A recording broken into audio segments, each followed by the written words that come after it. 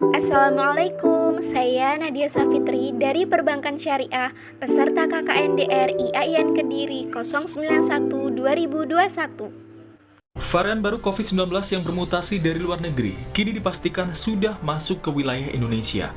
Virus corona kini ditemukan di Indonesia, lantas bagaimana kita perlu untuk memahami dan mengantisipasi penularan varian baru yang bisa beredar di Indonesia.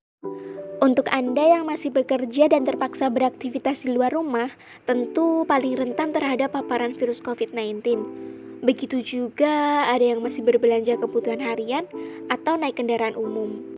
Saat ini, Center for Disease Control and Prevention Amerika Serikat atau CDC menyatakan bahwa varian baru virus COVID-19 semakin berbahaya dan semakin menular.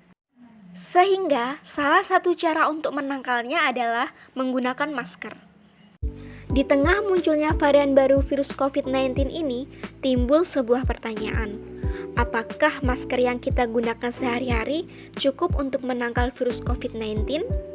Adapun cara menggunakan masker yang dapat menangkal virus baru COVID-19 yaitu dengan menggunakan masker medis yang sudah diikat atau dibuat simpul di bagian kanan dan kirinya, sehingga jeda antara wajah dan masker menjadi lebih kecil. Efektivitas penggunaan masker ini dapat menyaring partikel sampai dengan 77% pada saat kita beraktivitas setiap hari. Selanjutnya, kerap kali kita melihat ada beberapa orang yang sudah melakukan penggunaan masker berlapis. Sebenarnya, ada yang harus diperhatikan.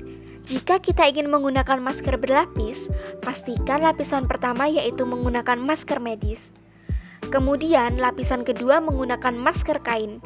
Penggunaan masker berlapis ini dianggap mampu menurunkan resiko penularan COVID-19 semua varian hingga 85,4%. Efektivitas memakai masker berlapis ini mendekati jenis masker N95 atau respirator yang mempunyai efikasi di atas 95%, sehingga jika Anda menggunakan masker N95 tidak perlu lagi menggunakan masker kain. Dalam penggunaan masker berlapis ini juga tidak disarankan menggunakan masker medis secara berlapis.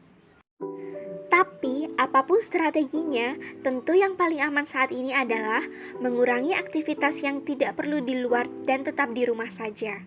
Anda, saya, kita semua bersama bisa mengurangi angka penyebaran COVID-19.